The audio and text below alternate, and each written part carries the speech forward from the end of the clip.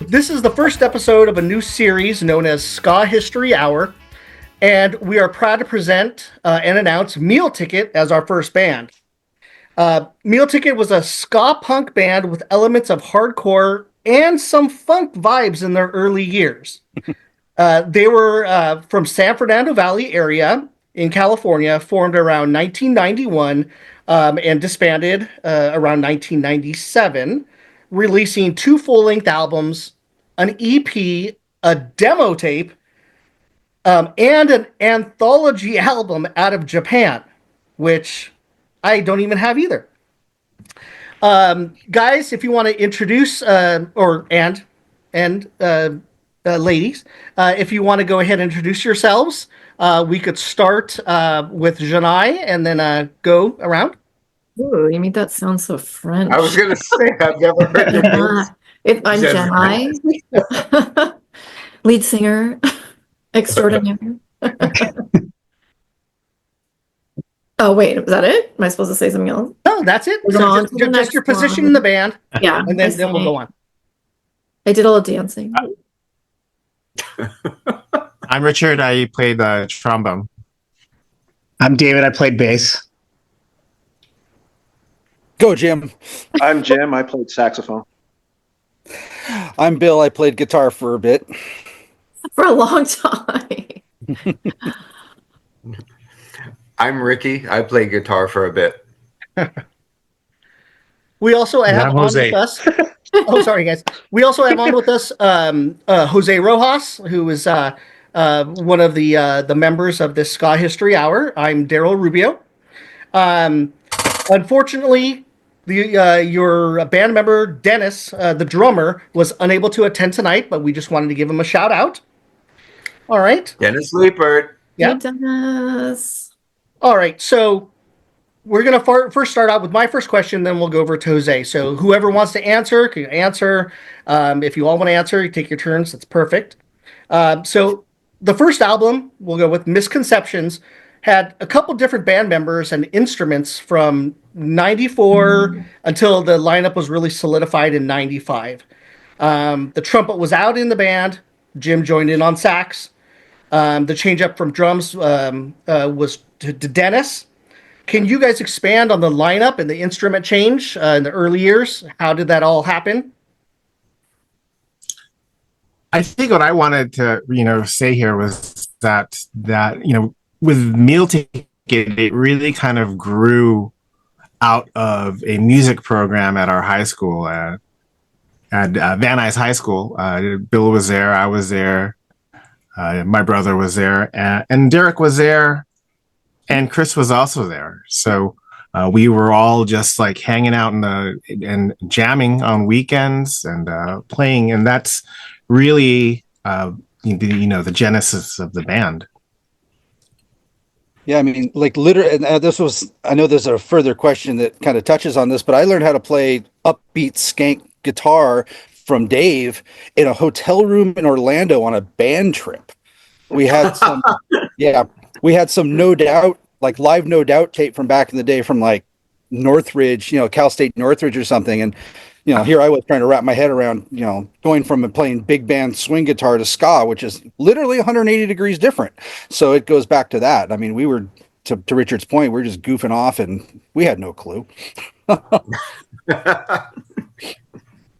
Yeah, we were all very curious musicians at the time, and so the whole ska and punk scene was coalescing around that time, and so all of us having been jazz players, we just kind of naturally transitioned to that, and the band actually went through a couple of iterations even before we eventually found Janai to join up with us.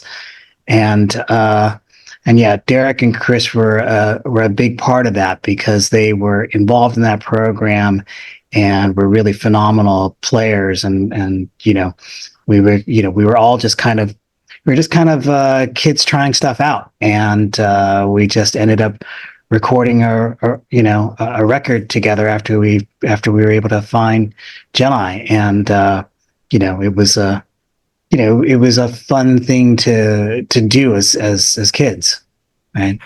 I think for Derek and Chris, they eventually left the band wanting to do other things, right? And it was it's something that happens to a lot of bands, right? For instance, I wasn't even the original bass player. We had a different bass player at the time. I was playing keyboard and guitar. We had another saxophone player at one point who was also doubling as a singer. We had another singer who did a couple performances with us, and Winnie Lee, she performed with us over at UCLA. We had another keyboardist at one point, right? But really the whole band coalesced around, being able to find a singer who was really just phenomenal and was able to bridge all the different musical voicings that a lot of us had, and that was Jedi, right? But again, because we had so many people with so many different interests who loved music, right? That eventually ended up with Derek and Chris leaving, and then we ended up having to find a new horn player, and we were able to find Jim, which was great. And then actually in the interim, before we even had Dennis, Carlos de la Garza from Suburban Rhythm was actually our drummer for, God, it was probably at least a year. Yeah, about a year or so. He did a lot of really big gigs with us too. Yeah, he did. And Carlos was really, really helpful during that time period because he really helped us also just kind of hone in terms of our ability to play together.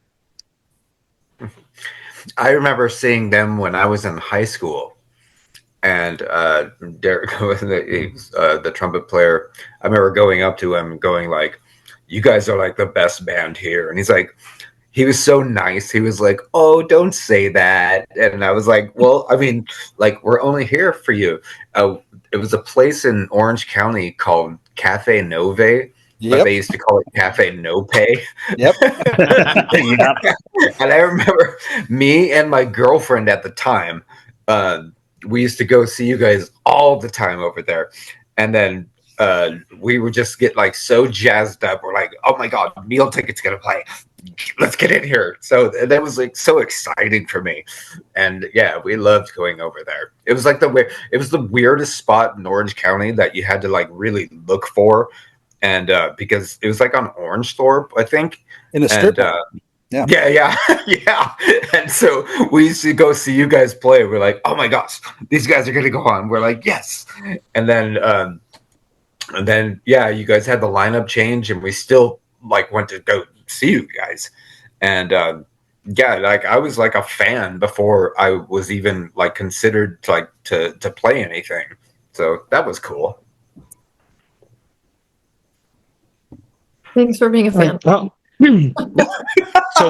so you guys saying you guys were in a high school band? Were all of you guys in a high school band, or? I mean, I wasn't. I met them just fate, I suppose. My friend Yossi had heard that you guys were looking. I don't know if it was from Chris or maybe at Valley College or something like that. We had flyers up at Valley College. Okay, that's what it was. And so I don't even know who I contacted. I don't know if it contacted Bill or David, but I basically contacted and I auditioned for that. I think they may have sent me the music to write lyrics for. I don't. My memory is horrific, but I remember our practice space was it on Tohunga or where did we used to practice all the time? Kawanga. Yeah. Oh my God. Awesome audio, man. Awesome audio. Awesome. That's right. Awesome audio. So I don't really remember like all the details, but I did find them through I guess through Yossi, through Valley College, and contacted one of them, and they liked me. I was 18 at the time. I was just out of high school, so and I didn't even know where it would lead. Honestly, just did it kind of on a whim, and I sang, and I'm like, sure, let's do this. So. I can still. Well, we were 18 and right out of high school too. Yeah. So Yeah. I was only a year younger than them. Yeah. I was only 1 year younger than them. And then and it's also because your lead singer, the one that you were in jazz band with. He had just left, right? Is that what happened? No, because Alfie had left a while before, and Oh, okay. So it was the female singer you then we had? had Winnie for a cup of coffee, and then nothing. Yeah, okay. I remember you gave me the music. I wrote like you gave me the music for Brass Man, and that I think that's the song that I sang. God, I'm just pulling this out of my ass. I can't even believe I could I would have remember believed that. you if you hadn't said that. I could swear it was Brass Man now. Yeah, that's but yeah. It's a And good song. so it goes. I don't know. They liked me enough, clearly. Oh, I so Or maybe they were desperate. Maybe there were no other leads. You know what I mean? At the time. Mike Doherty from Papa Roach and Longfellow wanted me to tell you guys that he misses your sound, and he says you're amazing. Oh, that's sweet. Mike I Doherty from miss Papa Mike. Roach. He's my best friend. I talk to him every day, so he wanted me to tell you hi. Oh. Tell him we said hello, man. I haven't heard his name in years. I think Oh I yeah, no, I talk to. to him every single night. He's my best I mean- friend. Yeah, I love Mike. He's great. He's great. I tell him we all said hi. Yeah, I'm gonna punch him in the face. I'm just kidding. I mean, Jim, how did we find you? I remember your audition, but I don't remember how you got. Because I remember we were in my bedroom at my dad's house, so I think it was just you, me, and Richard, and we were playing something. I remember you were just so fucking good, and I remember like Side Eye and Richard, like, holy shit, what's going on here, man? But I got life of I me. was how a we fan found too. you. I think I went and saw you guys play maybe, or met you at, was it Old World in Huntington Beach? No, I think you were in the. We definitely hung out at Cafe Nove of all places. Because I remember you were there with your sister. I think it was. I want to say it was Hepcat and Tantra Monsters. And I remember I met. Yes. I think that's the first place I actually met you. But Yeah. Like Jenna, my memory is shot. if only I could use my memory for something that would actually, benefit my life instead of remembering things from my early 20s. Benefit society. Between the memory loss and the tinnitus, it's gonna be Yeah, try going through hormone changes, you guys. It's great. God. It's so sexy, let me tell you. We'll talk after the podcast. I'll let you know. So, But you're so let me- classy about it, though. Woo! Oh, the hot sweats. Oh God. so, I might get one. I might get one during this podcast and just start taking my clothes off. Here, have some Powerade then. It's just an excuse to get naked for the podcast. I'm like, oh, these hot sweats. Woo. So, what are you guys all up to in life, each one of you? Ladies, Well, I own a. Well, after I left the band, I kind of. I mean, I don't even. That's like too much information. I've basically been doing hair for the last 20 years. I opened a salon in Studio City with a partner. And I actually opened a record store with my partner, my boyfriend, Jeff. It's in Pasadena. It's called Commune, but he curates the whole thing. We've been open for 2 years in a nutshell. But I've also developed allergies from chemicals. So that's been 2 years of trying to navigate that, even though I love doing hair and it was a great 20 years, let me tell you. Women, I mean, working every day with women and gay men and in a, non-corporate environment, like pretty amazing. I've made some great friends in the past 20 years. Like I wouldn't trade it for anything, but now I'm kind of trying to pivot, for health reasons for my developed asthma. So, but I still own the salon. I'm still doing hair and being creative, but I'm just, now at 50, just trying to figure out, what direction to go in. But yeah, that's where I'm at now. that's awesome. Yeah, kind of. No, I mean, not the allergies. No, but, not I mean, not the lung part, but yeah, but I've been following you like on Facebook, so I like know that you have, because I was barbering for a little bit. Yeah, I know we talked about that. Yeah. Yeah, but I mean, like the stuff that you've done, I've seen like the pictures that you post, and you're like insane. Like, honestly, it's a great career. I don't know. I know people don't probably respect it very much, but it's such a great creative career that, you work for yourself and there's no ceiling. I mean, I was making more than people with master's degrees, it was a good run, let me tell you. Oh, yeah. And I mean, getting to meet people, I've met so many interesting people, especially in the area that I worked in, writers, so many creatives. I've built amazing relationships, even with clients. It's been really rewarding and honestly I'm definitely gonna miss it. It's not something that I'm doing willingly, like leaving it, but at the same time, even I don't know if I'd even have trade. I would trade it because I just have had a great 20 years. Anyway, Yeah, I mean, enough about just me. But no, I mean, well, I mean, just like meal ticket. Like, people asked me all the time about like our tours and how many times the van broke down and stuff like that, and like how many times it caught on fire and stuff like that. They're like, would you like do it over? I'm like, heck no. oh, Like, why would we redo that? I mean, I would never. I mean, those memories are like the best memories of my life. I mean, I'm building more, but yeah, like all those like fun times, like yeah, like we got through it, and like we went and played like wiffle ball for like a whole day while our van was getting like fixed. And like, would I redo that? No.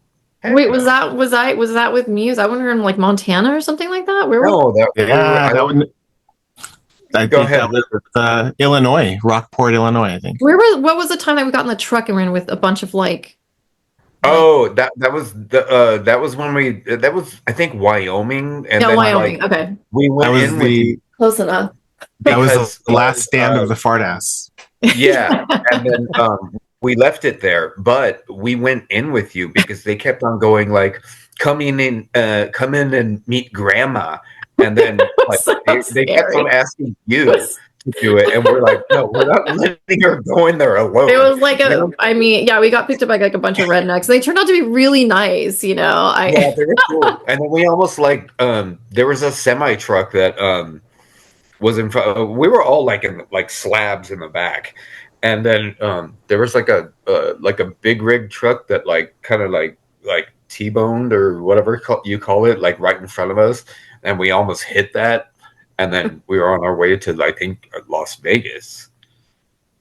Salt Lake. God, when I Like, tell Is my that true? Sorry, we got off to. Salt Lake City. Yeah, we were late to the gig. We thought we were gonna. No, we had missed a gig already, and we were trying to get to the next gig in Salt Lake City. So these guys with their F-150, this we all crammed into the back of an F-150,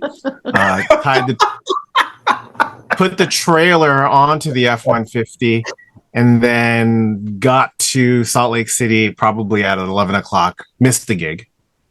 Yeah. I remember. Needless to say, when you are a DIY band, there are plenty of opportunities for danger. Yeah. Sorry, we Do you went remember off the? on a- we went off on a Do you remember the tangent. blizzard? Do you remember the blizzard that we were in? That we had to like pull off the side, and Jim was up with like a flashlight because we had no power in the van, and Jim was up like signaling because the semis were like missing us by like 6 inches. It was scary. Yeah, but you pulled it off, bro.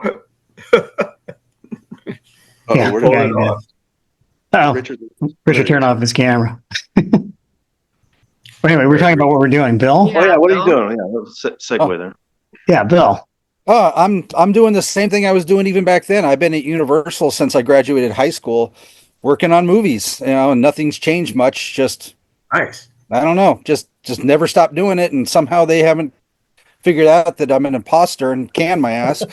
No And way. Ah, No way. What are you doing at Universal? I do post-production sound for feature films.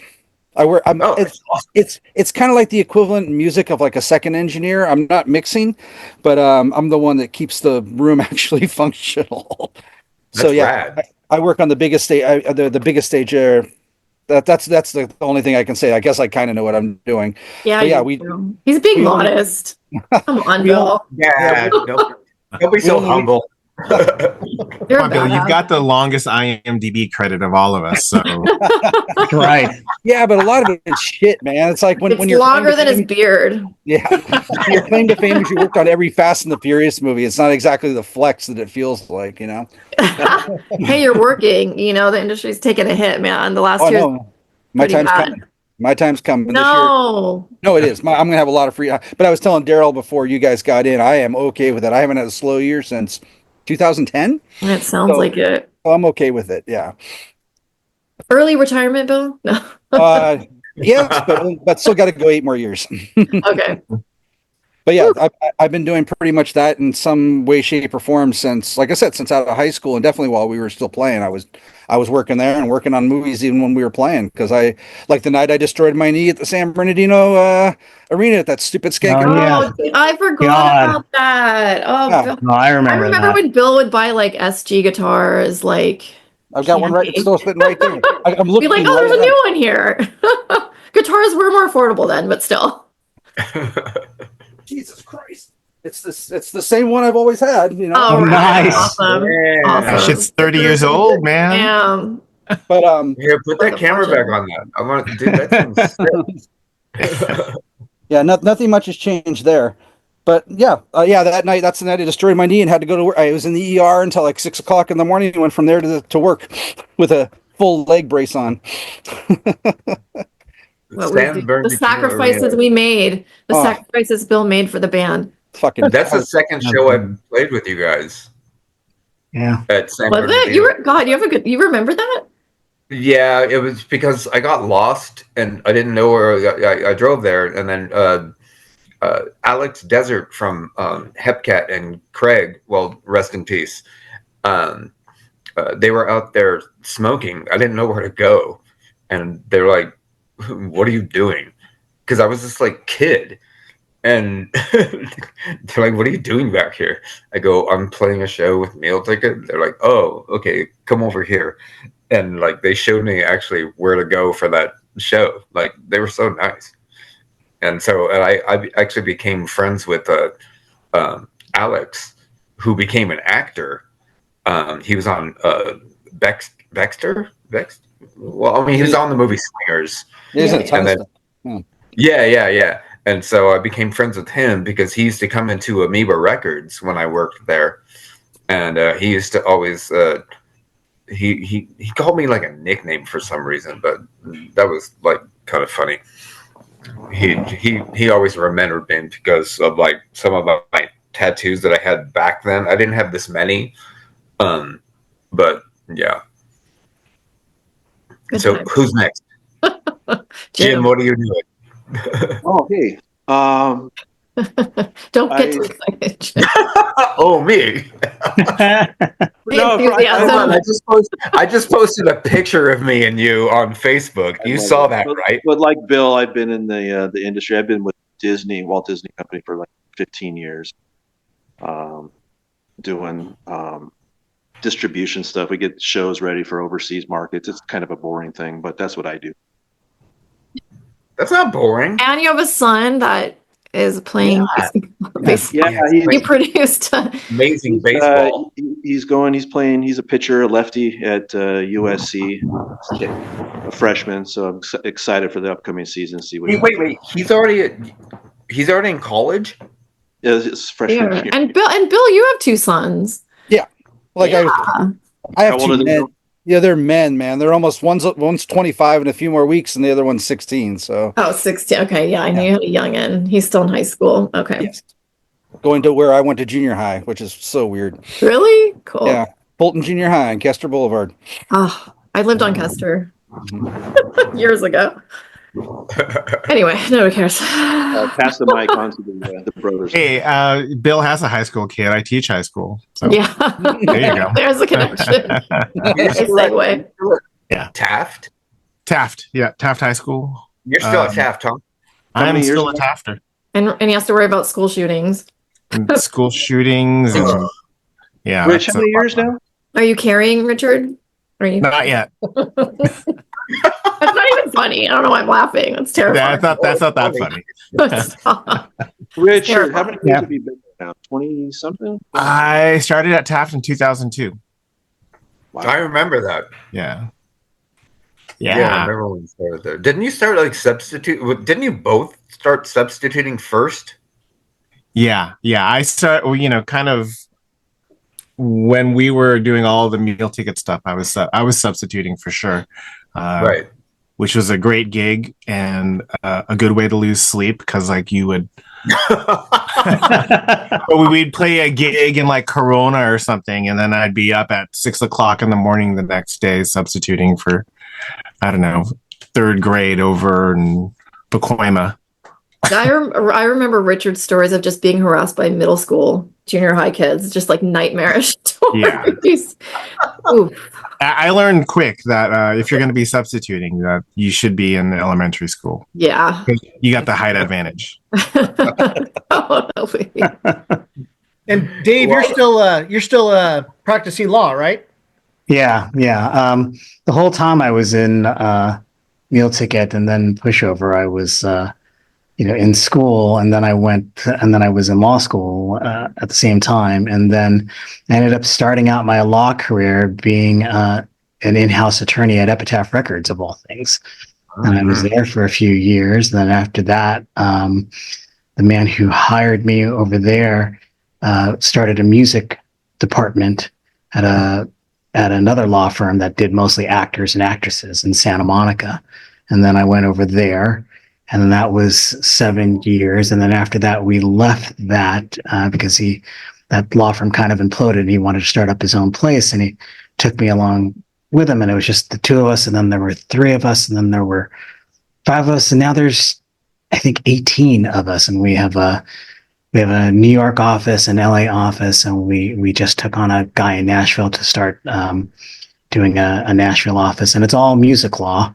So I represent recording artists and songwriters and producers and mixers and record companies and all of that. And so it's been a really interesting way of kind of my 2 different personalities coming together to form an actual career. So, and That's awesome. I've been doing it That's for so badass. That's so badass. I used to drive over there in Silver Lake just because I wanted to, because at the time he was alive,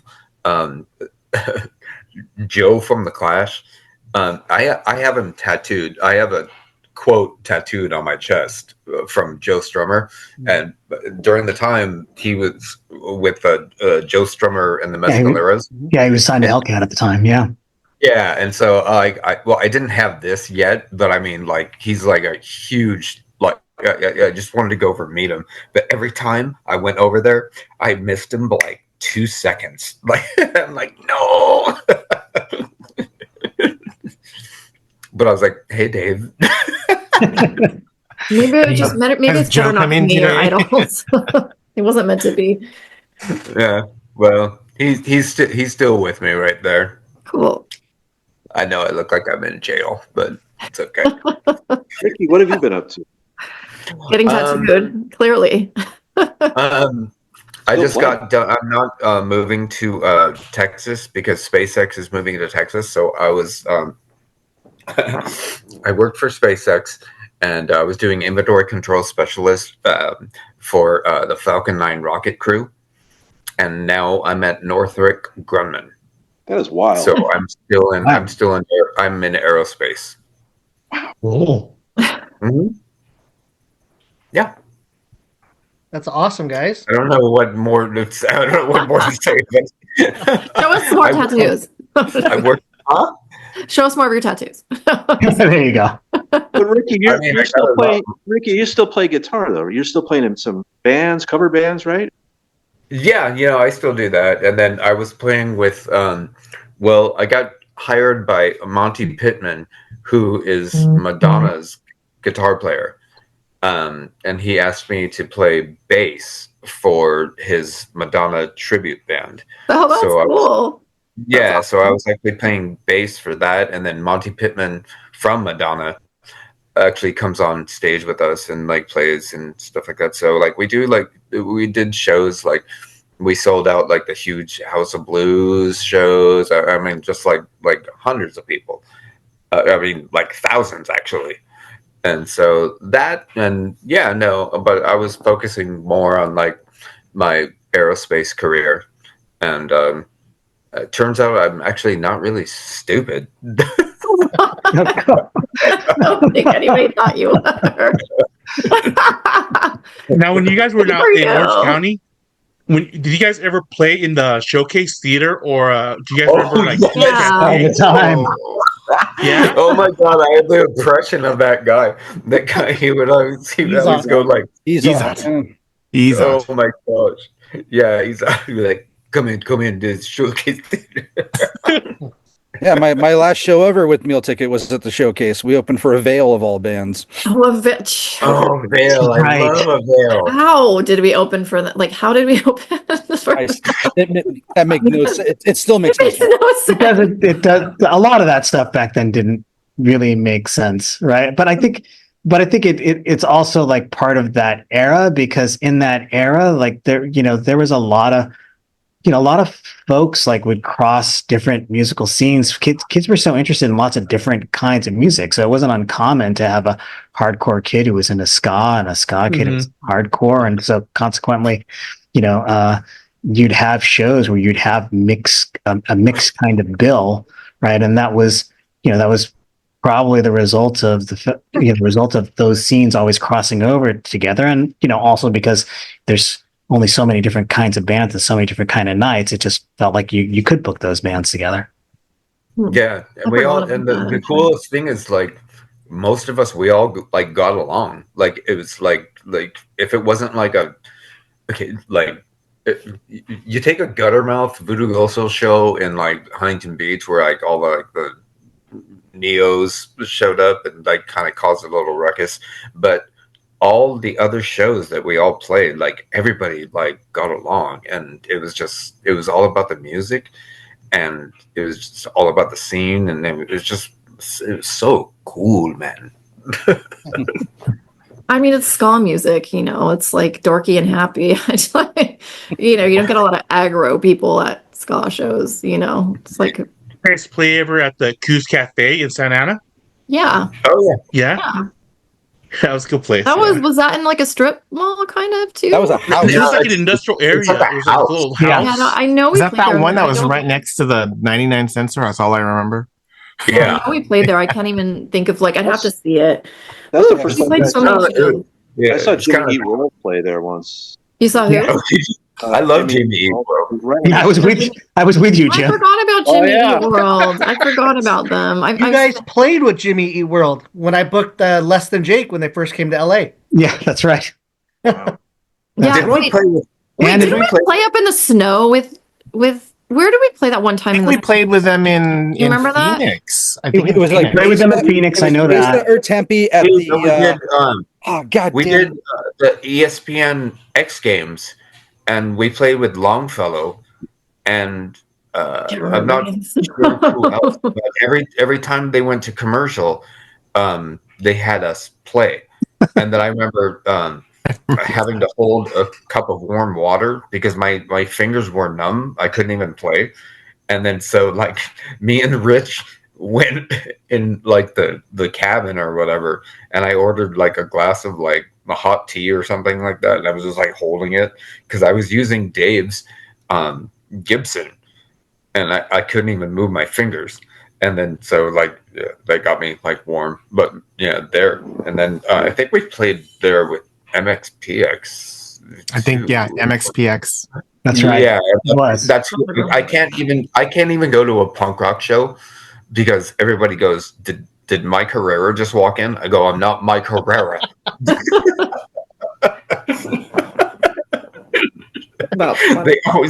They've mistaken me for him since we started playing at the barn. Like there was a dude that got like The barn. God, yeah. Yeah, one of, I love Daryl, this one of one his too. Daryl's one Yeah. of his questions like favorite venue, and I was going to say the barn. That place was just Yeah. Oh, the bar. yeah. Yes. Yeah. people hanging from It used to- rafters. This dude got so mad at me because he used to bring his family to like all of the meal ticket shows. He thought I was Mike Herrera in a side band, and he thought meal ticket was my side band. And he walked up to me and goes, "Dude, like that's so not cool." I'm like, "What?" And he's like, "We've met you a few times." I was like, "Yes." And he's like, "And you've like totally like been like," I was like, "Who do you think I am?" And because he was asking me for like autographs and stuff, and I thought he was asking me for autographs from Meal Ticket, but he thought I was Mike Herrera, and he's like, "You're such a liar." I'm like, "No, I'm not." I go, "I've never said I was Mike Herrera." But but I I mean, let's thought, talk about living in the era of not having a smartphone, you know? Like Oh, I know. Oh, God, autographs. so Nobody great. asks for autographs anymore, you know? I can't believe, yeah. Oh shit, we lost Daryl. Um, No, oh, it's he okay. walked away. There, He's right there, there. He's there there. you are, Ricky. huh? He got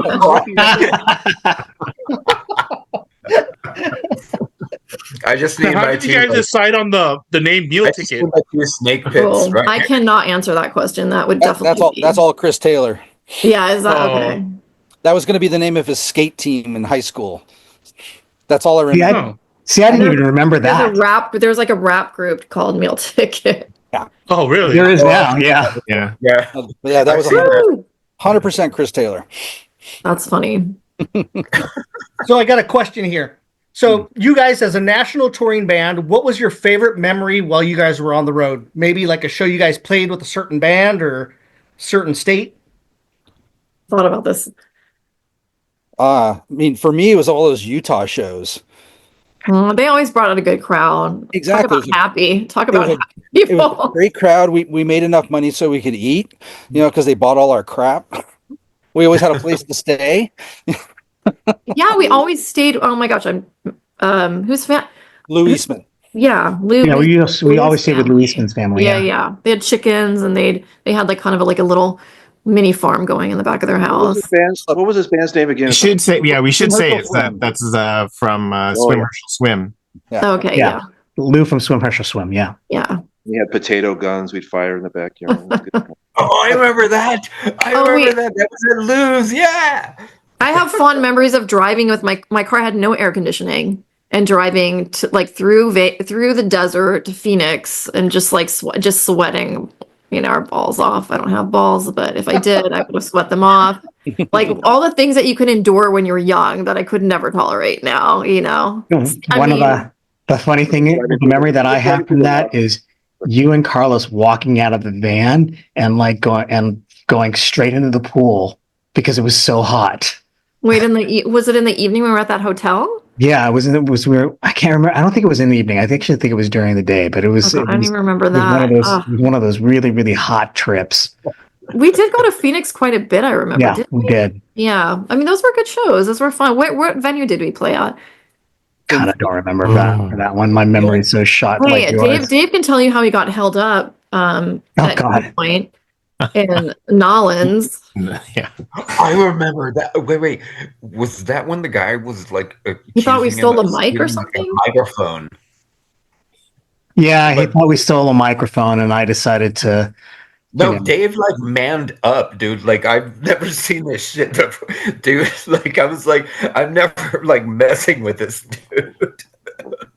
When you're in your 20s, you're a little bit hot headed.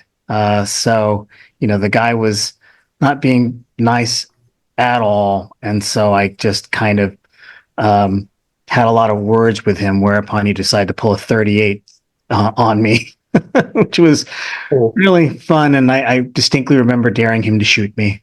Oh my God. That was- Over an SM58. yeah, over an SM58 of all things. I was flipping right there, and I saw Dave just like. I'm like, okay, like I'm so not gonna mess with this dude ever.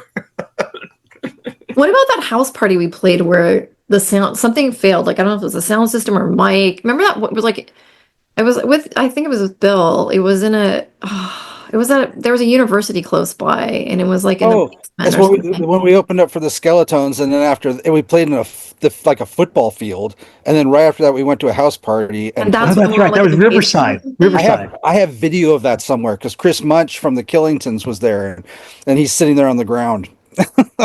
Yeah, So many vague I would remember memories. Like Bill's sweet white van driving to the Rockies. yeah. That was a great with Right. captain chairs and that folding back seat. That was the most comfortable ride we ever had. Was Bill's van. 100%. It was brand new. State of the art, really. for 1995.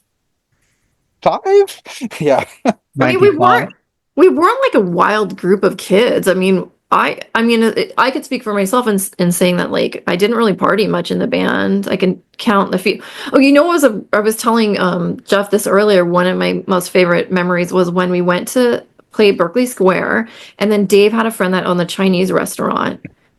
And he opened it in the middle of the night, and he made us Chinese food. Like he made us dinner, right? Am I making this? No, you're not making it up. That's exactly what happened. 100%. And then I got so shit faced, and I didn't drink that much in the band. Like, and I had years of drinking before the band. I was pretty serious because it was a job. You have to pack up at the end of the night. I never drank before we performed, but I got so shit faced, and then you guys sent me off on a small plane or something to get back home. I don't even know, but that was a fond memory. I loved going to Berkeley Square. I loved all our experiences up north. Those were good times too. And before San Francisco changed so much too, as well, Yeah, for sure. We played Berkeley Square quite a bit. Is that the night with the bowl where we're vomiting in the bowl? Yeah, that was my fault. Sorry. We were in someone's apartment. We were so sick. Yeah. I was like, had probably vomited on myself, and Dave just sent me out. Like, okay, you gotta go.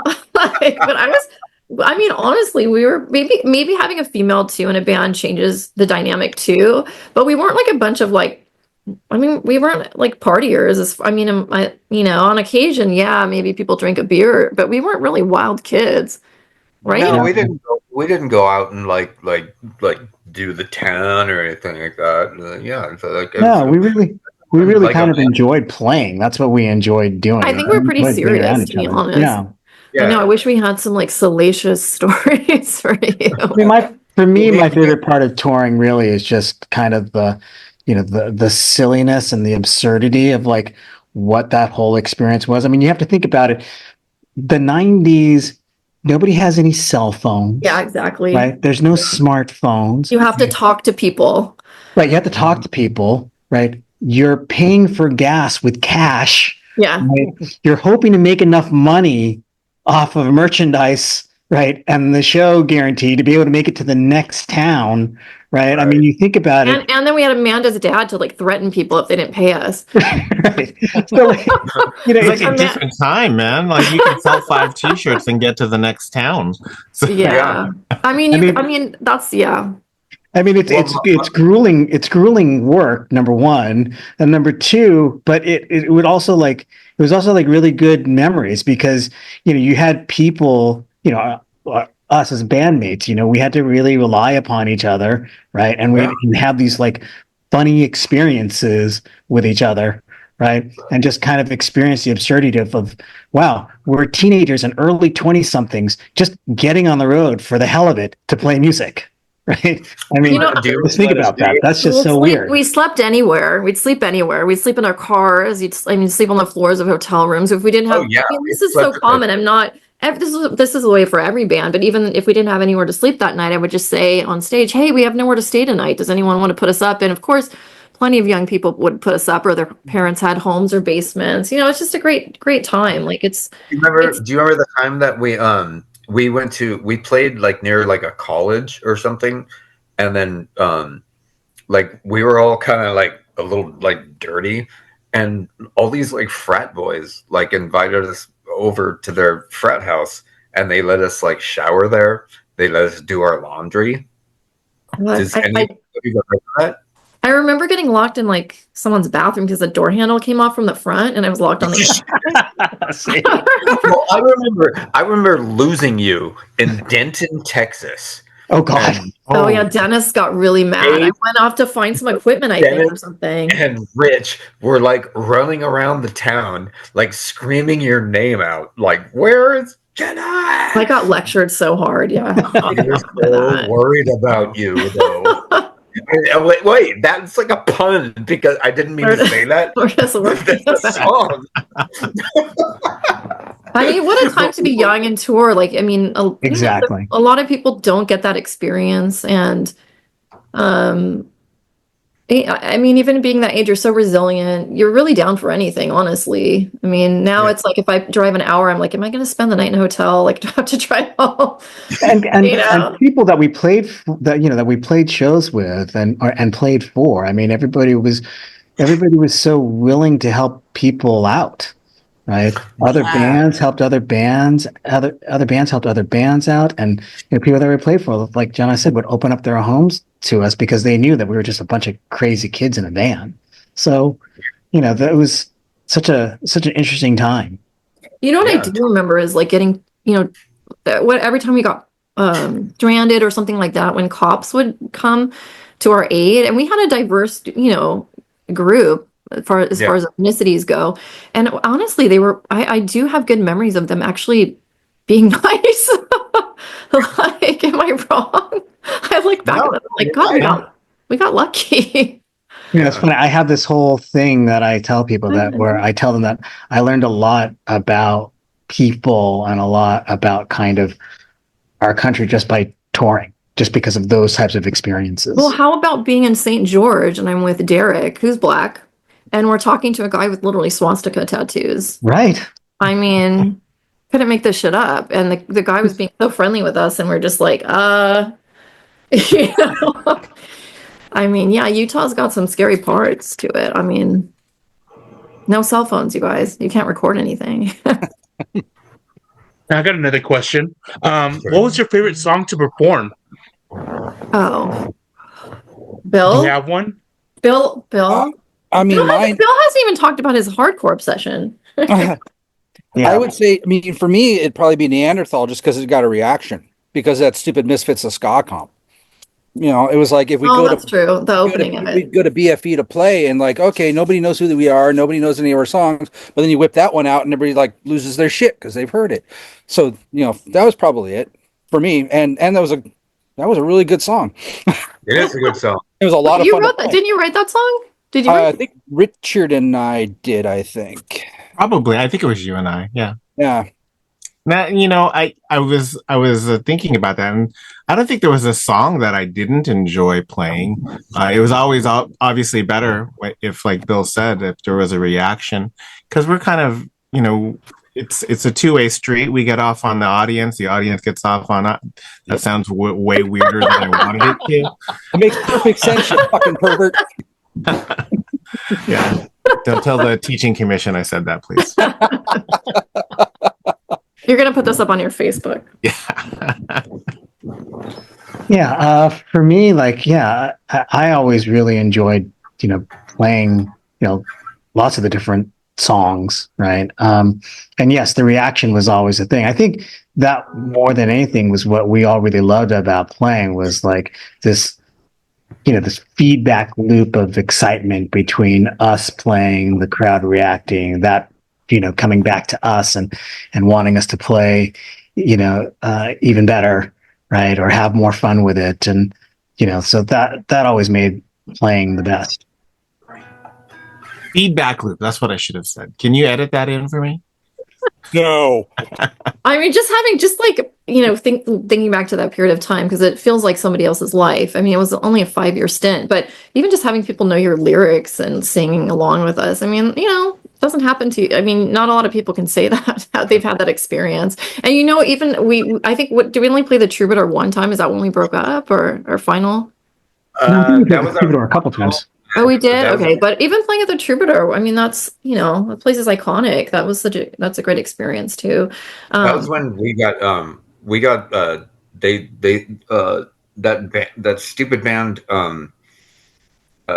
sorry, I didn't mean to say that, but that band Nerf Herder.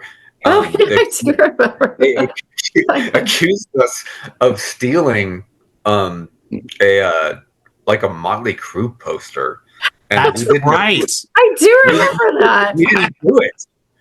That's when I had short hair, and that's when I first discovered what pomade was. It was all the rage back then. This is like a dumb story, but I remember I was dating a hairstylist. Remember Adam? And I kept putting too much pomade in my hair, and I just wouldn't stop putting pomade in my hair. And then anyway, it looked like I took a shower. We had breakfast at his friend's, his family's house. Wait, who? Adam, the guy. Adam, yeah. Oh wait, what did we do? We were on tour, and then we stopped, and then in Sacramento, because he was friends with that hardcore band, Willhaven. Yeah, but we went to his family's house, and we stayed the night there. And oh my God, I barely remember that. Yeah, I do kind of remember that. His mother made us all breakfast, hash browns. You have such a good memory. Yeah. Oh my gosh, such a good. That's and, a great. Yeah, I forgot. I would have never even remembered that. Yeah. Gosh. I got some flyers to share with you guys, so you guys may remember some of this stuff. Perfect timing, Ricky. Yeah. Oh wow. I remember the middle one for sure. This one. Yeah, the fact that that they were putting on shows at a Denny's. Wow. Wow. Yeah. This I is why did we know. needed. This is why I need Amanda here to tell me like what I did and where I played. She I was has gonna say, some I'm impeccable memory. Well, she cheats and calls me. She's like, "When was that?" And then Oh my gosh. Really? Oh my gosh. I don't know why I remember all this stuff. No, Bill, you have an amazing memory. I The, know the that. one in the middle is the greatest show that never fucking happened. The Chicago one. The Yes. That's Oh right. my God, we Yeah. need to talk about that. Yeah, because it was the middle of Oh. the heat wave in Chicago. Mm-hmm. I The remember greatest that. show Remember that that we never played at happened. that record store and we were dying. Yeah. Yeah. Oh Yeah. yeah. The next day we played the record. They were store. having brownouts and blackouts. Oh, that was such a disappointing night that we didn't play there. We were really looking forward to that. I remember my aunt, you know, I have family in Chicago. My aunt shows up in a limo and I was so embarrassed. I mean, God bless her. And I got in to say hi and then I got out and people were like, oh my God, Jen, came in a limo. They all thought I came in a limo. I was so humiliated. But instead we just That was flew in for not one cool show. back then. Anyway, that was a missed Yeah, we did. We flew in for the one show. That was crazy. Yeah, but didn't we also play at a bowling alley there too? We played the Was that next. another time? We played an afternoon show with Less Than Jake at a record store. Okay, That's I right. remember. We have photos of that too. When we're laying on the ground sweating. And we didn't play Fireside Lounge that time? No, though we played Fireside when we went out with Slapstick and MU330 the next year. Oh, thank God That's for right. that. That's right. Thank God for that brain, Bill. We played Fireside when like the ceiling was like kind of like falling on us. Do you remember that? I remember that. That was like a Yeah. low ceiling. Like the stage was so high that like- you're practically hitting the ceiling. Yeah. And then I remember think, like, staying at Richard and Dave's aunt and uncle's house. That mansion. Oh yeah, in Chicago. That was gorgeous. Yeah, because you guys went to a Cubs game that day, and Amanda and I stayed back and like cleaned ourselves because we were disgusting by then. Chicago White Sox. Yeah. You're like, can't believe you didn't go to the ball game. And of course we can't. I think Richard may have mentioned earlier, but remember when we had to strip the van because it smelled like a rotting animal. Yeah. Why? What was that? What? Oh, that was You like couldn't even like breathe in there. Like it was so like it was nauseating. Honestly, it was. I put that down as like what the crazy tour story is. Like Yeah. How did that Yeah. happen? Like what? the carpet was rotting. That's and it was molding and rotting. we had to get from Cleveland to New York. And so after the show in Cleveland, we ripped all the carpet out of the van and we went to some big like Walmart type store in Toledo, Ohio. Yeah, I washed my hair in the bathroom sink. I do remember that. Absolutely. Yeah. I always bathed in. We didn't get a shower for a week that tour. I was with a bunch of smelly boys, and I was so used to washing, my hair and my body in like it was a 24-hour Target in Toledo. That was the norm. But see now, if we kept Bill, we would have had his van, and that would have never happened. Would have never happened. It was Shower. karma. Wow. It was karma. Yeah. And so, yeah, and the next day we were in Pennsylvania passing like horse and buggies and things. Do you remember this? As you're saying, It's like another person's life, I swear. Yeah. that's how I feel sometimes. So what Yeah, were it feels that way for me too. Yeah, youth is wasted on the young. It's like I don't even think at the time I even appreciated it as much as I probably could have. You know what I mean? But that's just the way. I mean, of course we appreciate. I mean, we did all this stuff. I mean, like there are so many people that like just go through life but we have so many stories, and like this podcast can go on for like fucking so. Dude, I've said fuck like 9 times. Don't worry. It's just going to be on YouTube. Like a million hours. Like there's so many things. Like when we broke down in the van, and all we had was like our body, and we were like drinking, and like so many times like If you say Dutch oven, I swear to God. No, I'm not going to say that. We didn't do that. So, what were some of your favorite bands, like ska type bands or whatever, from the era that you guys played in Meal Ticket? Bands you played with, toured Oh, with? I mean, Ladies first, or whatever. Anyway, Bill first. I was gonna say, like, like for me, it's always like Less Than Jake, Slapstick, MU330. It's like we played. It was on one of your flyers. I think was the Less Than Jake show, and then like Roger came back to my house and we watched Star Wars movies until some god awful hour, and went and watched a fucking.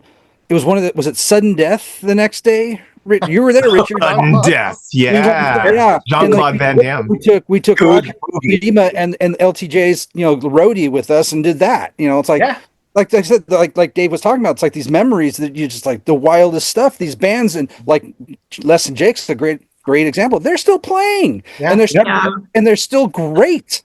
Absolutely. Like Jim and I went and saw them not too long ago. I saw them play at the the last No Effects Yeah, shows, good for them. and they're Yeah, still you're right. They're still around. That's they're yeah, still good for them. and they're amazing. Some of their new songs, they're not as great as the old ones, but the fact that they're still cranking out great music that's awesome. And we got to play with these guys. They were our friends. Yeah, and if they're still also I'm assuming they have other jobs, but if they're still making some sort of a living doing it, that's really cool too.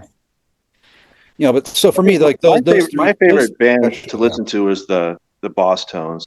Oh, I know that Jim was going to say this.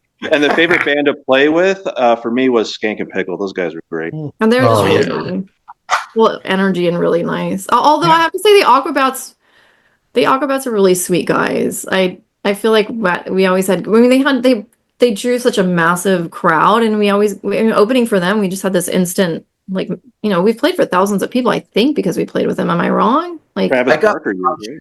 face Pardon me? at Aquabat show. You got what? Because the Aquabats asked a couple of us to dress as ants at a show. And, like wow. Northern California.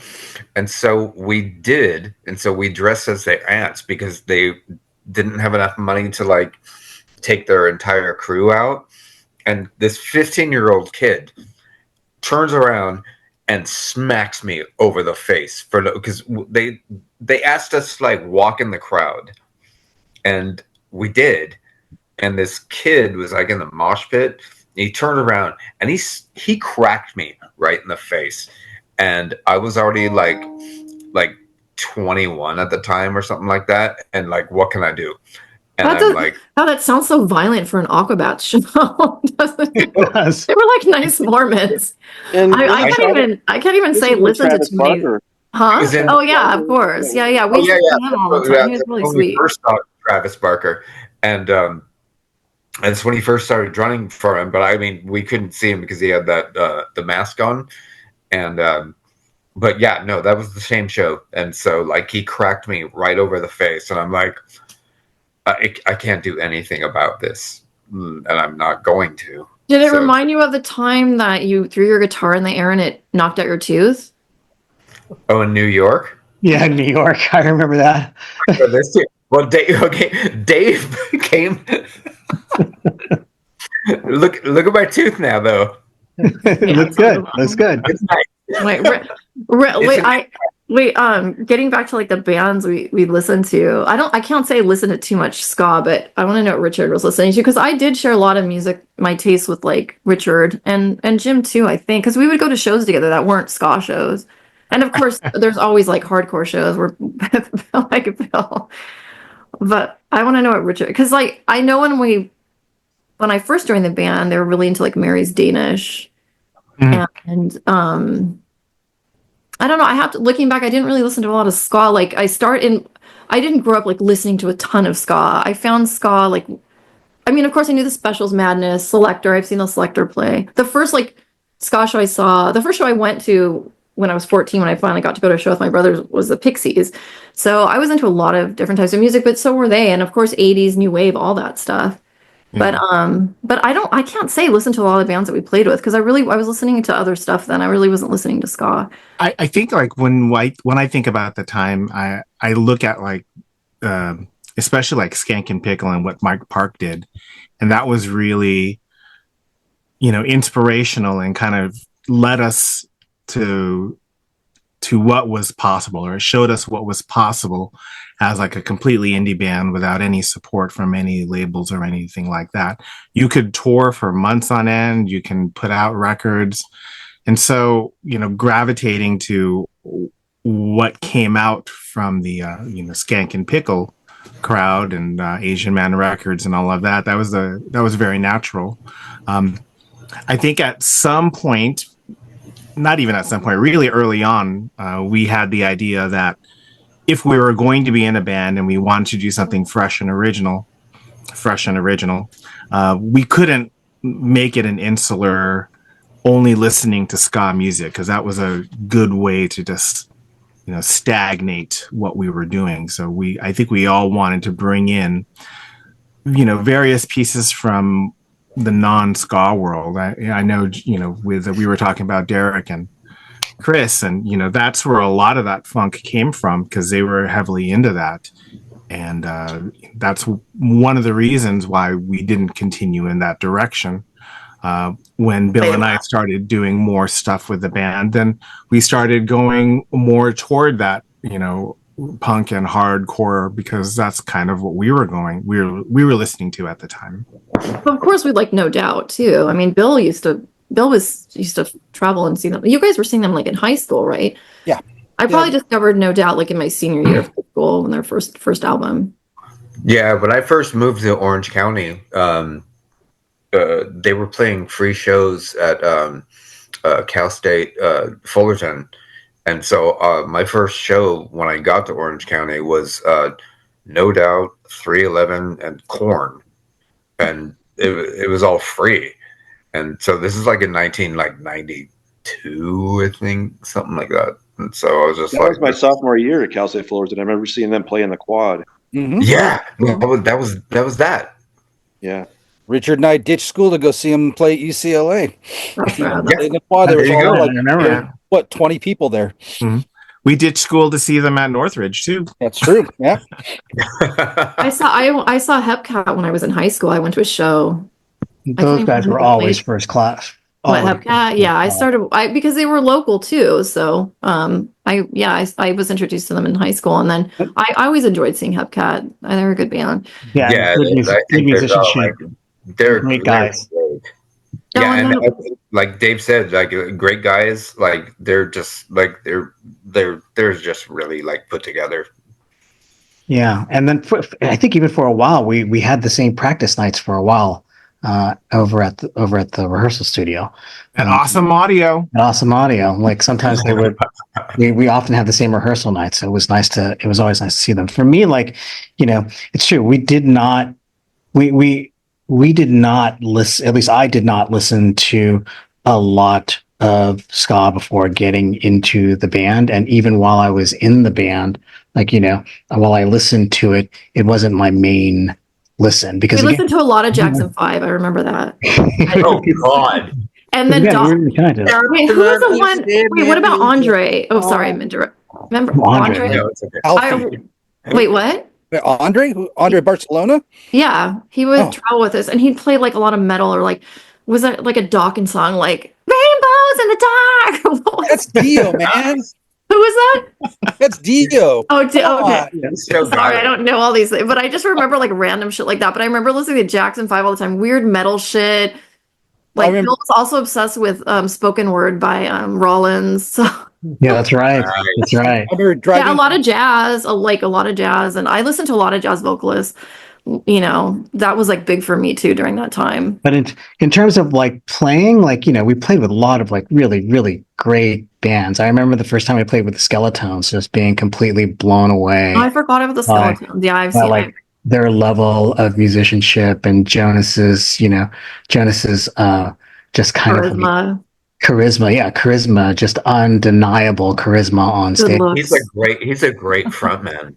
Yeah, he was really, really great. And and we played a lot of shows with RBF, right? And even in their earliest real big. How can we not mention them? They were like a three, like a three-piece. We played with them all the time. What am I saying? That was like our first tours, right? First tour. Yeah. That Yeah, was at Utah driving through the desert with the no air conditioning. exactly. Oh And my Matt God. and Phoenix.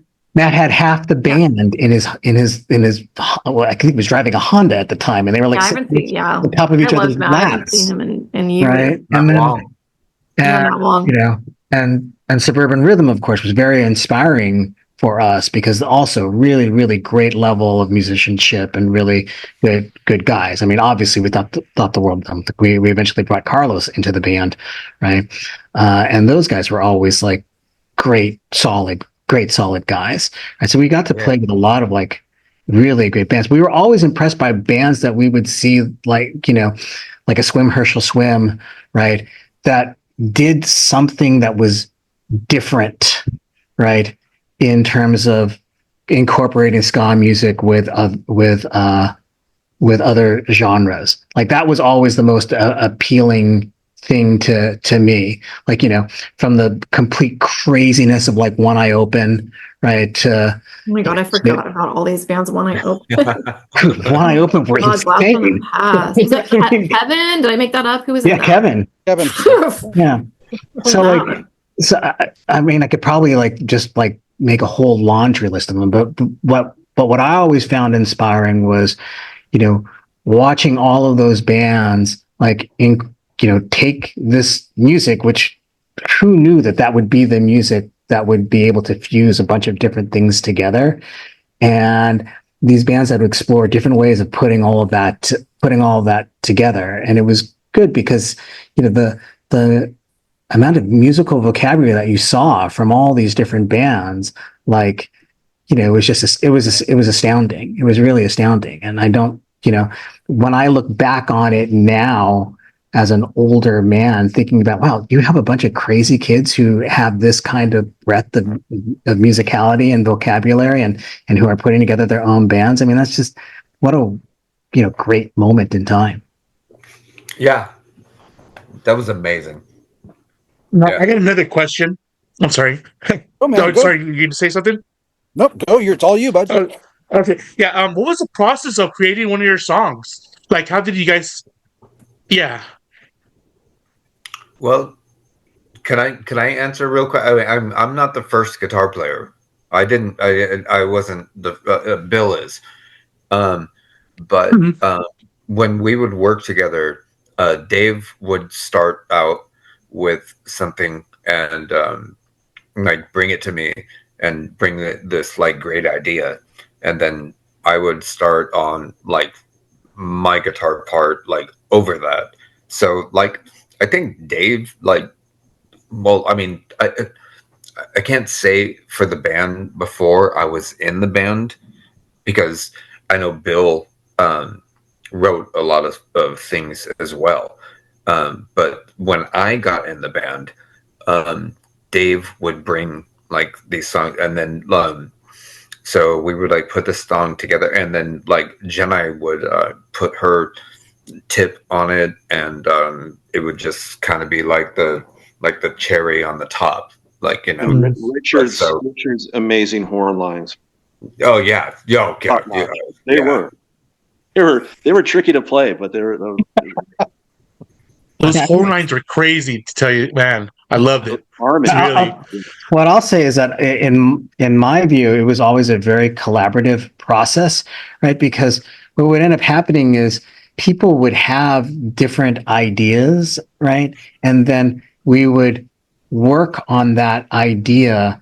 It's a lot of, it's a lot of what musicians do. They play musically, right? They have fun with whatever little ideas that they have, and that's what we would end up doing. And then if something would catch on, then we'd say, okay, then we can convert this into a verse part, we can convert this into a chorus part, and then we all really enjoyed figuring out arrangement. That was something that was really important to us, right? Figuring out how do we play horn lines that don't sound like horn lines, right? How do we move a song that is ska but also has the ferocity of a hardcore track, right? And Jenna would then come in and she would write these amazing lyrics and melodies over them, right? that none of us would ever have, would have ever thought would have worked. But Jedi would figure out how to glue all that stuff together melodically, right? And I really do think that it was that weird collaboration between all of us that really amounted to the songwriting, right? Because it was never, it was never really ever the province of one person ever. It was always somebody's got this idea, somebody's got this idea, somebody's got this idea. Let's groove on it for a while, and then something would come of that. And then because all of us were so interested in arranging, right, we'd be able to come up with something that would work for us. And in my mind, that's how it all went. 100%.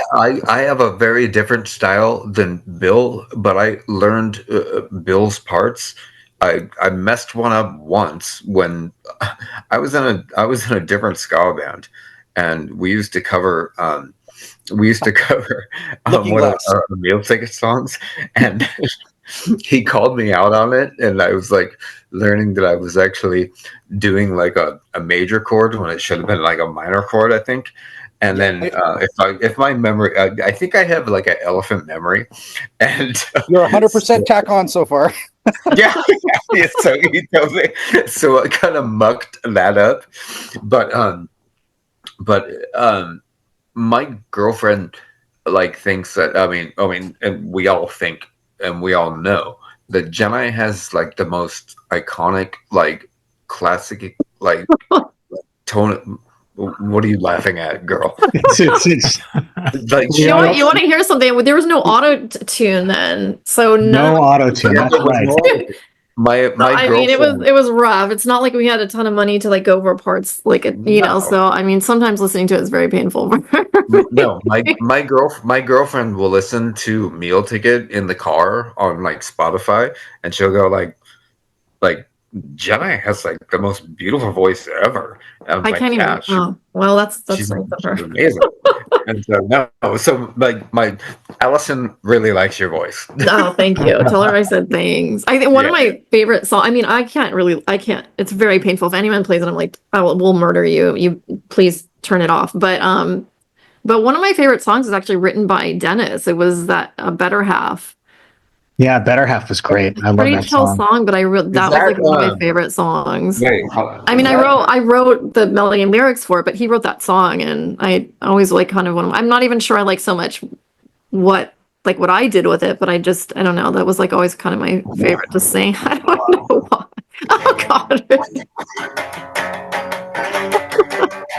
Can't hear you. Yeah, I used to love playing that song too. I always thought that was really interesting. That's the one that we wrote in the studio, wasn't it? I don't remember. Because there was one song. I think he played it on. I don't know if he wrote it on guitar piano, but I know he wrote it, and it was it was a little different from what we were normally what we were doing. Because I remember there was a song. I came in because I was, my girlfriend lived around the corner from that studio at the time. And I came in and somebody handed me charts. I'm like, what the fuck is this? Like, what's a new song? We're going to play it right now. And I recorded it. I learned it in like 8 seconds and recorded it like literally reading charts. I'm pretty sure. How ridiculous. We were a ska punk band that actually could read charts. How ridiculous is that? Well, you know what was cool is Dennis's grandmother was a jazz drummer. Yeah, she was. Sorry, I just threw that. Sorry, Dennis isn't here, but I'm just throwing that out. But well, yeah, because you guys were in jazz band. You're pros.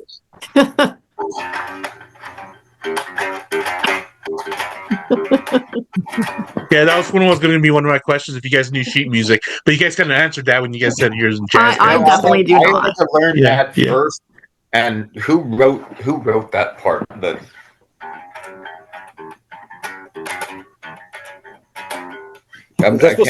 that supposed to be Bliss? I think that was Bill. What was that?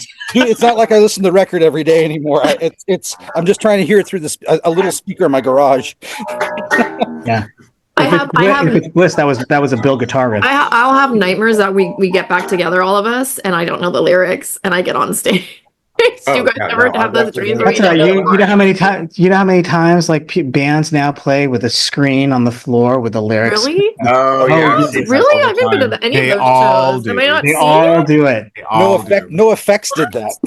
Wow. They have a little screen near the Does that monitor come with 8? I'm like, wow. that will scroll up the lyrics, so that way they don't necessarily, mess up the lyrics. They have something to reference down there by the monitor. You should Does it also ever know what does it ever blow your minds that like we played all those songs and like every night without even thinking about it, you played those songs? Like, I mean, it's pretty mind blowing. Yeah, Yeah. it is. And I think about it. We did it with very minimal monitors, right? Do you remember, Dave? Do you remember when we used to do this thing on stage? Like, I had that long, like really long green cord, and you would get on your knee, and then I would like jump over you. But I would like hop on your knee and actually like physically jump over you. And I did that stupid thing that Jenny called the duck walk, because I used to do like a Chuck Berry thing. But yeah, that is like Because we were having fun. We were like, what other ridiculous thing we could do? I remember Bill Bill throwing around his guitar, right? Oh yeah. Do you remember stop it? Really? No. Holy Sorry. shit. Somebody called me. Edit. My girlfriend was calling me. Hi, baby. I'm not done yet. And then yeah, I would like run across the stage, and like you would like get down on your knee, and I would like jump upon it, and then like yeah. And then do you remember the van like catching on fire, like the inside the It was like the heating coil. yeah, Richard knows it. Oh yeah. Well, I think the glove compartment caught fire. Yeah, it was like Yeah, it was a heating coil, and it came through the glove compartment. The entire glove compartment was on fire. Yeah, we're like, what? And then like didn't we have like a little fire extinguisher or something? No, dude, you went into the hotel, grabbed the fire extinguisher, sprayed down the glove box and Richard. It was great. Sorry, Richard. Yeah, that was the end of one of my Was that Mealticket or was that Pushover? I don't remember that at all. I don't remember if that was Mealticket or Pushover. It could have been We were Pushover. in like That had to be Mealticket. No, wait. It had to have been Mealticket because it was the van. It was a fart Oh, ass. okay. Yeah, it was the fart ass. hold on one second. Sorry guys. What is going on? Not off the rails. I'm at my temporary residence. All right, so I'm gonna ask another question, guys. Here, Okay. Pork and Beans Records. I think Dave and Richard ran that thing, right? I don't know if Richard? that'd be accurate. I feel like it was Richard. So you guys released What do you mean? Misconceptions and 13 Apologies on Pork and Beans. I mean, running is a very generous word to describe it. No, they retired young. Let's just put it that way. Yeah, I had a closet. My Bill and I and Jim have had to work this whole time. Look, here's the thing. When you're a DIY band, right, and there's no label supporting you, you learn how to do everything on your own. And this goes back to the legacy of Skanky Pickle and Mike Park, right? Because Mike would dole out knowledge to whoever wanted it, right? And so he would help, and so he helped us learn, how do you do a distribution one sheet? Oh, what do you need to do in terms of production? Things like that. And so as a result, we had to learn how to do that all on our own, right? So we just went ahead and did it. And because we knew how to do it, like other folks came to us to help put out their records. And it wasn't really a company, like nobody signed over their copyrights to us or anything like that at all. It was just, hey, we know how to do this, so let's just do this, and there's this kind of funny, I laugh about it a lot because I'll talk about like how, I would walk into some mall store, right? And there would be t-shirts that we silkscreen inside of somebody's garage, probably ours, right? And CDs that got picked up from either Bill's place or our place, right, by the UPS truck, right? And they were in stores, right? And running the record company at the time was really just a way of us saying, we learned how to do this. We got inspired by Mike. We've learned how to do this, so we're just going to do it on our own. And then when others came to us to ask us to do it for them, we just did. Right. Given the chance, I would have loved to have released something by Mealticket. But you guys released Lucky Strike and Headboard, I believe, Right. on Pork and Beans besides you guys. But then when Janai left the band and you guys released the Lisa Marie album, but you guys released that on Asian Man. What was the difference in going to Asian Man with that? Well, for me, it was really a matter of who could who could do it best, right? And we were not really having a lot of time to ourselves anymore to do that. Again, we were all moving through our lives at this point, right? So, we didn't have as much time in my mind, and it made sense to have Well, Mike who would say do no? it. Yeah, who would say no? Like, Right. to like, Right. Nobody's gonna say no to Mike. yeah. And if I'm not mistaken, were we gonna do a full length and then I quit? Were we gonna do a full length with I them? think we were writing and thinking about the next full length, and that's kind of when I should have stuck around, guys. you know But there was a point where I wrote a song and I put this like really major like metal thing. I don't know what I was going through at the time, but they kept it on the track, and it starts off as Jedi saying, "Oh my God." Oh yeah, that's on that. Yeah. Yeah. We did But, a cover. We did a cover. We did a Blondie cover on that. Oh yeah, we we did a Blondie cover on that one. Bobby on the Rock actually played it. What was it called again? Let's picture this. Yeah, picture Yeah. that. Picture this. Got it, Yeah, Blondie. Picture this. That was a cute cover though. It was very cute. Yeah. It was fun. Yep, there it is. Terrible with Pork and photo. Beans, like Terrible if it looked photo. like a record label, then I guess We don't really have a lot of great photos of us, you guys. we I don't didn't. think I have any photos of. We were pretty Well, proud. it's not like we had phones that had cameras on them. So Yeah. Yeah, we did. That wasn't the time. Are we segueing into what would we have done if we did have social media? So so Pushover, your two albums also went over, stayed with Asian Man, and Ricky started singing. Yeah. Right. So why didn't Dave sing? We had a band meeting, and it was all of us. We were living in the valley, and we were trying to decide on band names, and we knew that. I mean, I don't know who said it. It wasn't me, but they said we're not going to do a Meal Ticket Part 2. We knew we had a Meal Ticket show coming up at the Troubadour, like a farewell show, and we knew that Jedi was going to say, this is not like the end of me. She actually, if I remember, like the video, she said, "This is not the end of Meal Ticket. These guys are going to be in You a have a new video? band." There's a video, yeah. My friend has it, and she said, "This is not the end of Meal Ticket. These guys are going to get together, and they're going to be a new band called Pushover." And she like mentioned us in just like in the like best way, and so we didn't play any Pushover songs that night, but it was our fun show, and then we kept on going, and then we were like kind of like going over like names or whatever, and I'm not sure who came up with Pushover. I don't know if it was me or not, but Dave wrote like most of the songs actually. Like he wrote like most of the Jim moved on to keyboard, and then Rich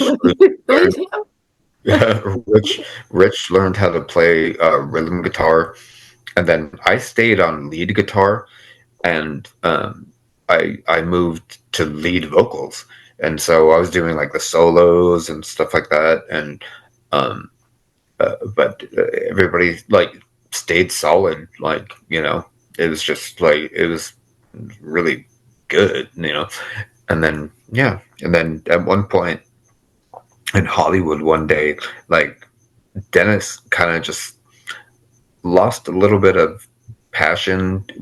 There was like a little bit of arguing. Like I can't say I'm not guilty, but like he's just like, I'm out of here. and then so Drama. it broke up, and then I moved back to Orange County, and then started bartending, and but then I went to college again.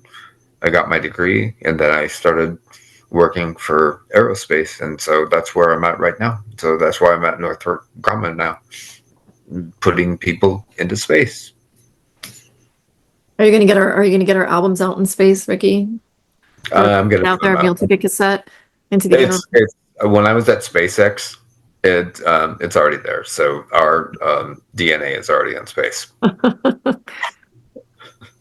I have one last question for me. Do you have any pranks that you guys done when you guys were on tour? Any stories about that or any pranks? Oh God. Trying to think. I know that there were like weird, funny. Oh, you're so moments, boring. Like, there are some weird, funny moments, right? But like in terms of pranks on each other, we didn't really ever play pranks on each other. No. No, we didn't do that. We just had like funny. We just had funny moments and weird things happen. The weirder ones we're probably not going to mention on this. Can you mention one of the weird ones? Can you mention one? Dave and I used to. Never mind. No, I'm not going to do it.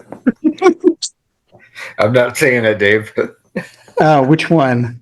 Oh, No, I'm not, dude. I'm not doing it. okay. You know what I'm talking about. Oh, yeah, I know which one you're talking But about. I'm not doing it. Me and Bill are like, what are you talking about? I've got a Let's just- last question here because we got to wrap this up. Also, I know appreciate everybody's time here. My last question to you guys is: would you guys ever consider a reunion show with both guitarists playing at different times? I would not mind playing with Bill. Why not both guitarists at all the times? I was just going to say. I was just going to say the same Que thing. no los dos. I would not. Hey, what if mind. I start? What if I play Does. guitar? What if Okay, I just why play not? rhythm guitar? Yeah, no, we're grown-ups, and so I would not mind at all to be on stage with this person. So, yeah, it would be a Jenna, pleasure. would you sing again? I am on a biologic injection every month for my asthma. I haven't tried to sing in a long time. I mean, I could do an inhaler once every 15 minutes. To be honest, like if it would be okay, what would be kind of fun is kind of reworking the songs a little bit too. Oh, yeah. Not having to like one, because I can say one thing for sure, and it's probably one of the reasons I left the band. Not that I didn't love the guys and loved doing it, but I just wasn't really passionate about the way I was singing, and I think that it was hard to sing over horns, let me tell you. And you have to sing in a certain style to do that. And I wanted, just I don't know, I think I grew tired of it. But yeah, I mean, I think it would be fun, to get I mean, I don't even know. I haven't sang in so long, but it would be fun to rework some songs and do some tune. I mean, That would be I've cool always, because, I mean, I've always said in my head, no way, like we're done. That was like the past. But I'm older now, and it does sound kind of fun, getting together. But oh, if I yeah. could sing, I don't even know if I can sing anymore. My I friend, don't know my if my friend lips Mike gonna work. from What? Papa Roach. I Yeah, don't can know you if my even lip- play? Can you even play? Can you play trombone still, Kit? I've tried, and I don't know how long my lip would hold up. Oh, four guitars, four guitars. For four guitars, definitely. Yeah. It would be, Yeah, we'd have to find you'd have to find a drummer, apparently. Two drummers? Two drummers. Two drummers. Wait, didn't Jimmy E World do that with the producer? Oh, never mind, you guys. My memory's trash, but sometimes they'd have two drummers. It doesn't matter. No, Yeah, it'd drum be machine. cool if you wanted to like rework the songs. Like, I'm sure me and Bill could come up with something, and it would sound cool. And then I mean, I don't know where. Yeah, and the other thing is, you have to remember, at the time that Jedi was singing, right, think about what we had available to us. We didn't have in-ear monitors. No. Everything was based on stage volume, right? So she had to sing. I mean, I'm not complaining, but I was also into so many other styles of No, but music. my point is that, the style that you had to sing, right, was influenced by that. And Yeah, technology's 100%. come such a long way where, you actually would be able to sing differently because we don't have to do. Or what we do things is the same way before. we just take the vocals from the albums and I just lip sync. No. Elliot. Yeah. Live performing is a completely I'll different I'll thing. hire Yeah. someone to sing and Yeah, the truth of the matter, I'll have backup tracks, right? Richard's right though. The live performing now is so different. I mean, guys, I spend so much of my time like seeing, bands. Yeah. It as part of my as part of my work, and I know that the live performing is so different now. So I still love seeing bands. I still love music, that's for sure. yeah. Maybe do a little dubstep version. I don't know.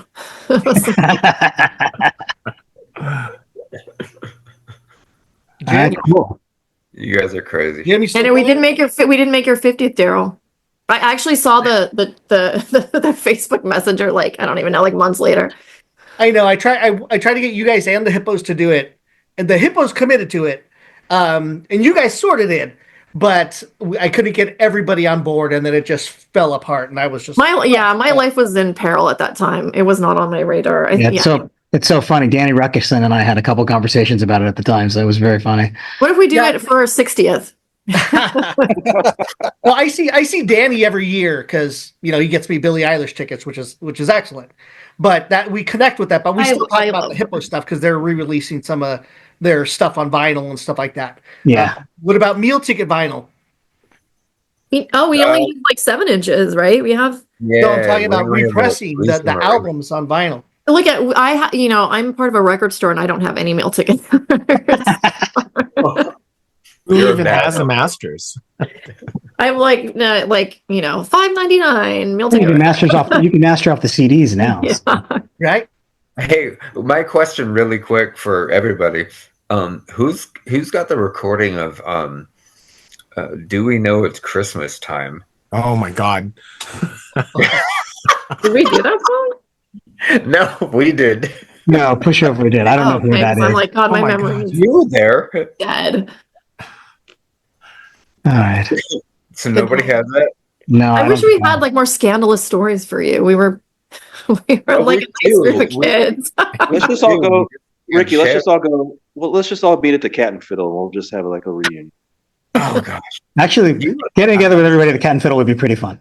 That sounds great, actually. I think we should all get together based off this night tonight. That'd be fun. Yeah, it's nice seeing you guys because we have so much to talk about that is Daryl's not interested in either. And we got to get Amanda in there too. I know. Well, Amanda just remembers supposedly, I guess Dave was really her secret memory, but No, Bill was. oh, Bill. Well, no, Bill is stellar, but but Amanda's top notch. Like we could be anywhere in the country, and she'd know like what direction we were going.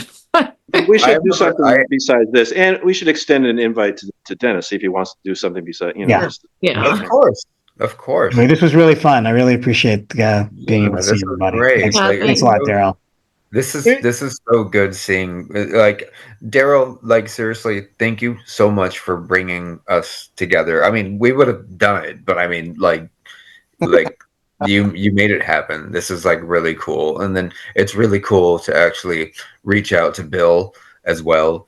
And I hope he's doing well. I mean, we're talking right now. Bill's killing it. Yeah. He's putting on he's making an extension on his bedroom. Like he's good. Like right. He's My extending his bedroom bedroom next to the Van Nuys Airport. There's gonna be a built-in jacuzzi in there, right? That's Heart-shaped. that's what came out. That's exactly what got torn out. Actually, Really, the heart-shaped jacuzzi. Not a heart shape, but a built-in. Okay, it's why I bought the house. I can admit. This is cool. But I'll send you guys all up to Mars when I get a chance. Okay. It's gonna take me a little bit. So yeah. I'm good. I'm good. Well, I love you guys. You guys have always been one of my favorite bands, along with the Hippos, of course. Hopefully we'll see you guys in the future. Everything you guys are doing, hopefully that reunion show will actually come to fruition, which would be great. Here's some more Mealticket music redone. See if you can get the Hippos again. They were a great band, great bunch of guys. Yes.